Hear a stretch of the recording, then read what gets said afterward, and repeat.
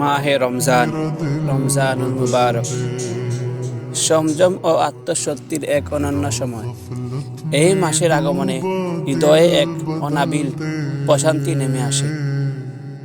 দিনের শুরু হয় সেহরির শান্ত প্রহরে, যখন চারদিক একেবারে নিস্তব্ধ, যখন তারার আলোয় জ্বলজ্বল করে আর আমাদের হৃদয় আল্লাহর ইবাদতিতে হয় মনোযোগী।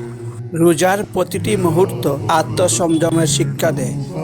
ক্ষুধা ও তৃষ্ণার কষ্ট শুধু দেহের নয়, বরং আত্মারও এক ধরনের পরিশুদ্ধি।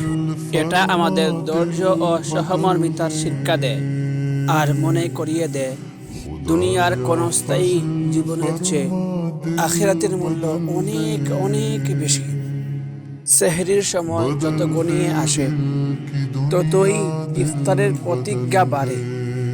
মাগরিবের আজান ধ্বনিত হলে এক গ্লাস ঠান্ডা পানি আর কয়েকটা খেজুর পৃথিবীর সবচেয়ে সুস্বাদু খাবার হিসাবে পরিণত হয়। তখন হৃদয় থেকে বেরিয়ে আসে আলহামদুলিল্লাহ, আল্লাহর শুকরিয়া। তারাবির দীর্ঘ রাকাতগুলোতে সুমধুর কুরআন তেলাওয়াত শুনতে শুনতে আমাদের আত্মা প্রশান্তিতে ভরে যায়। রাত গভীর হলে তাহাজ্জুদের নামাজের সময় আবার নতুন করে এক অনুভূতি জাগে। অশ্রুসিক্ত নয়নে আল্লাহর দরবারে তাকে গুনাহ মাফ করার এক সুবর্ণ সুযোগ।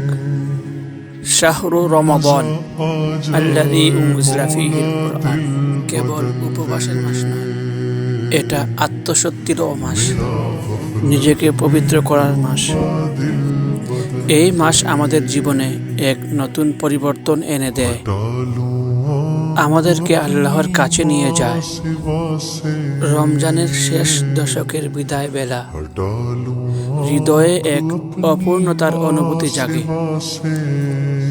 কিন্তু সেই সাথে রেখে যায় তাকওয়া ও নেক আমলের অভ্যাস।